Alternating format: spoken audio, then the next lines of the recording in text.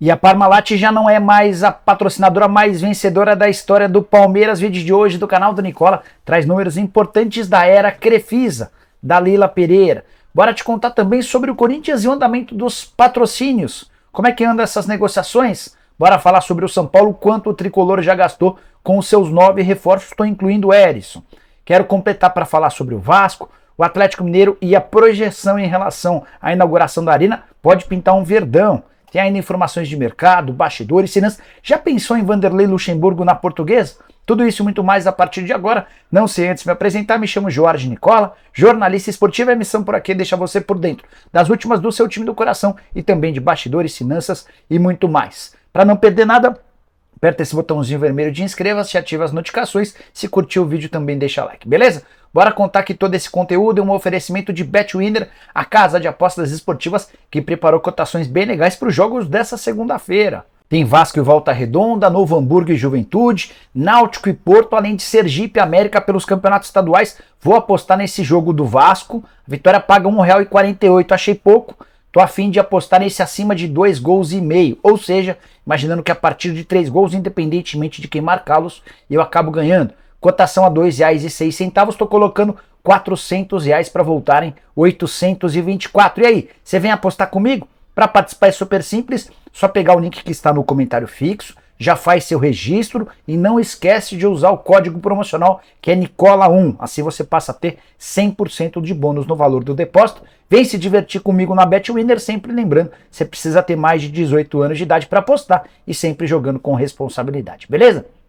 Bora começar o vídeo com o tradicional giro de notícias. A primeira informação é sobre o Vasco, que segue tentando fechar com Manuel Capasso. Última oferta feita pelo Cruz Maltino de $1.300.000 por 50% dos direitos econômicos. A expectativa é de que o Atlético Tucumã traga uma resposta até essa terça-feira. Já a Portuguesa anunciou na tarde dessa segunda a demissão de Mazola Júnior. Foram 2 derrotas consecutivas para São Paulo e Água Santa, e a diretoria da Luz entendeu que era hora de mudar. O nome dos sonhos dentro do Canindé é de Vanderlei Luxemburgo. Resta saber se o Luxa vai topar assumir a Portuguesa a 7 jogos do fim do Paulista, com a Lusa bastante ameaçada de rebaixamento.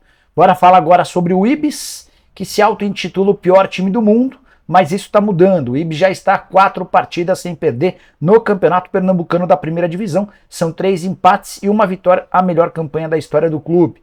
Para fechar o giro de notícias, queria contar que o Bahia tem a intenção de contratar um meia brasileiro chamado Caule Oliveira. Confesso que nunca havia ouvido falar sobre ele. Tem 27 anos de idade, atua no Ludogorets há 3 anos e meio. A proposta do Bahia de algo na casa dos 12 milhões de reais já foi aceita. Ele pode ser anunciado como reforço do tricolor, mais um reforço do tricolor nas próximas horas. Boa notícia para o torcedor do Santos. Soteldo passou por um exame no ombro nessa segunda-feira e não constatou-se uma lesão grave. Ele vai fazer tratamento para quem sabe ter condição de enfrentar o Palmeiras, jogo importantíssimo para o Santos, outro bastante ameaçado de rebaixamento no Paulistão.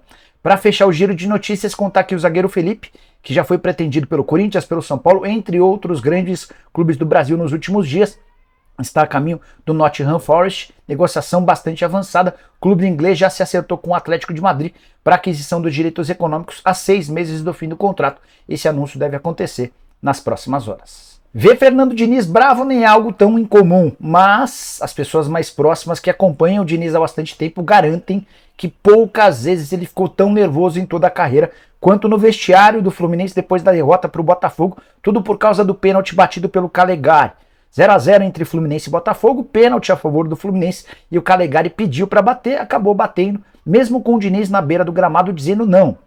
Existiam várias outras possibilidades, como o Ganso, como o Arias e o André, todos com aproveitamento muito superior ao do Calegari. O lateral, ele é meio campista, mas tem jogado como lateral esquerdo, ignorou o pedido do Diniz, acabou batendo. O Lucas Perry, que é muito bom pegador, na temporada passada havia defendido 6 pênaltis, defendeu mais um. Pouco depois o Botafogo fez o gol da vitória, com o Vitor Sá e o Fernando Diniz no vestiário pós-jogo. Deu uma bronca, mas uma bronca generalizada. É óbvio que o grande alvo foi o Calegari, mas também chamou a atenção dos outros jogadores, tudo por causa da passividade dos outros jogadores, que permitiram ao Calegari fazer a cobrança. O Flu desperdiçou uma chance importante de sair com 3 pontos. Prometo ficar de olho nos desdobramentos desse princípio de crise entre Fernando Diniz e elenco no Fluminense. Bora falar agora sobre o Atlético Mineiro, informação importante e exclusiva. O Galo considera a possibilidade de ter o Palmeiras na inauguração da Arena MRV, jogo programado para maio. A ideia inicial era de que o Atlético tivesse um adversário estrangeiro. Vários clubes importantes foram convidados, Boca Juniors, o do Borussia Dortmund, mas existe um problema de agenda. No mês de maio, os clubes europeus estão em fim de temporada. No mês de maio, os clubes sul-americanos têm uma série de competições, Campeonato Nacional, Libertadores, Sul-Americana, e diante desse descompasso de calendário, o Atlético recebeu nos últimos dias a sugestão do Palmeiras, o nome foi aprovado internamente e agora tenta-se chegar a um acordo com o Verdão. Diretorias de Atlético e Palmeiras têm ótima relação, muito boa, e isso pode acabar facilitando. Não há um martelo batido, mas é uma possibilidade que passou a ser aventada desde o fim da semana passada. Inauguração de um estádio que promete mudar o patamar financeiro do Galo. O Atlético estima ser capaz de aumentar em 100 milhões de reais por temporada suas receitas com a Arena MRV, bem perto de ser completada e muito bonita, de acordo com as imagens. Quero falar agora sobre a Série B do Campeonato Brasileiro, que vive um impasse. A gente está há pouco mais de 4 meses da abertura da competição e até agora não há nenhuma emissora de TV garantida com os direitos de transmissão. O pior é que essa é uma das principais receitas do campeonato. Se não houver ninguém para transmitir, os clubes que jogam a Série B vão ter enorme dificuldade financeira. E isso é incomum porque há bastante tempo era a Globo e o Sport TV quem bancavam os direitos de transmissão. Com as saídas dos principais clubes da segunda divisão para a primeira, o Vasco, o Cruzeiro, o Bahia e o Grêmio, a Globo e o Sport TV deixaram de ter interesse e fizeram uma proposta considerada muito baixa. Alguns clubes que vão jogar a segunda divisão, como o Atlético Goianiense, rebaixado na temporada passada, têm demonstrado muita preocupação. Conversei com o Adson Batista antes de gravar esse vídeo e ele disse lamentar o posicionamento da CBF, que não se comunica com os clubes e não passa uma posição do que de fato está acontecendo. Se não houver um investimento alto em direito de transmissão da Série B, certamente teremos uma competição muito mais fraca do que em anos anteriores. Bora falar agora sobre o Corinthians e os patrocínios. Ao longo das últimas lives, vocês me perguntaram: e aí, Nicola, como é que andam os patrocínios do Corinthians? Vocês devem saber que existem 2 propriedades vagas no uniforme alvinegro. Elas têm sido ocupadas de forma temporária por propriedades que pertencem ao próprio Corinthians, uma delas o fiel torcedor, a outra o SCCP. Pois bem, isso é provisório, temporário e está com os dias contados. Conversei com José Colagrossi, que é o superintendente de marketing do Corinthians, e ele assegurou que é questão de tempo para que existam os anúncios dos novos parceiros. A frase dele é a seguinte, abre aspas: iremos anunciar muito em breve, teremos novidades que não podemos anunciar ainda por contrato. A estimativa, a expectativa, mais do que isso, a meta para a temporada de 2023 é ter mais receitas com os patrocínios do que na temporada passada, uma temporada que já foi muito boa do ponto de vista financeiro.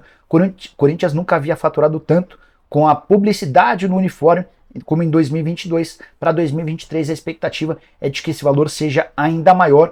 Corinthians que conseguiu na temporada passada ultrapassar o Palmeiras e se tornar dono da segunda camisa mais valiosa do futebol brasileiro, só atrás do Flamengo. Isso também tem a ver com o congelamento dos valores praticados pela Crefisa, que tempos atrás bancava um caminhão de dinheiro ao Palmeiras. Esse valor se manteve em 81 milhões de reais. O Flamengo foi o primeiro a ultrapassar o Palmeiras, agora o Corinthians também conseguiu. Quero falar agora sobre a Crefisa, que acaba de se igualar à Parmalat como a patrocinadora mais vitoriosa da história do Palmeiras em todos os tempos. Passagem da Parmalat absolutamente marcante, torcedor do Palmeiras muito grato à parceira, que ficou no clube de 1992 a 2000. Durante essas 8 temporadas foram 11 títulos conquistados, jogadores de enorme peso foram contratados e o Palmeiras formou alguns dos seus melhores times em todos os tempos. Crefisa não foi capaz de oferecer tantos jogadores de peso assim, mas foi também uma parceira importante numa reconstrução do Palmeiras, que até 2014 era um time que brigava contra o rebaixamento, vivia sendo rebaixado, e passou a ser, a partir de 2015, primeiro ano da parceria, um clube muito mais competitivo, e hoje é, ao lado do Flamengo, o grande time do futebol brasileiro. Durante esse período de 2015 até o início de 2023, são 7 anos de parceria, são os 11 títulos, assim como a Parmalat. O 11º título foi conquistado nesse final de semana com a vitória por 4-3 contra o Flamengo, jogo em Brasília, na Supercopa do Brasil. É legal contar também que o Palmeiras hoje já tem até uma façanha que a era Parmalat não permitiu. 4 títulos ou 4 temporadas consecutivas com pelo menos um título. O de 2023 já está garantido, mesmo com o ano tendo acabado de começar. Para fechar o assunto, 17º título da gestão Leila Pereira. A Leila assumiu há pouco mais de um ano e um mês.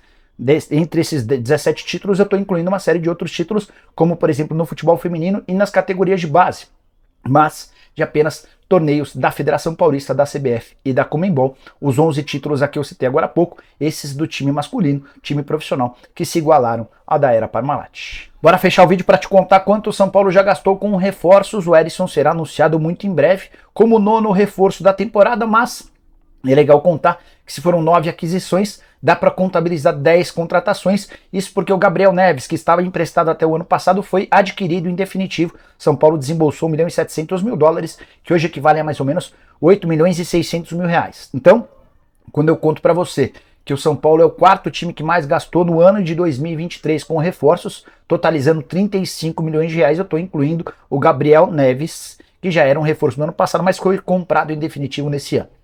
Os demais reforços, cada um com seus valores. Alan Franco, zagueiro argentino contratado do Atlanta United, do mais caro de todos, R$13 milhões. Wellington Rato e Rafael, atacante e goleiro, cada um deles comprado por R$5 milhões. O Erisson chega por empréstimo, R$1,5 milhão, assim como o David, que chegou também por empréstimo. O Erisson vem do Botafogo, R$1,5 milhão, o David vem do Internacional, R$1.200.000. Caio Paulista, outro jogador que foi contratado por empréstimo, de R$500 mil. O Mendes, o Pedrinho e o Marcos Paulo chegaram em condições especiais. O Mendes livre do contrato.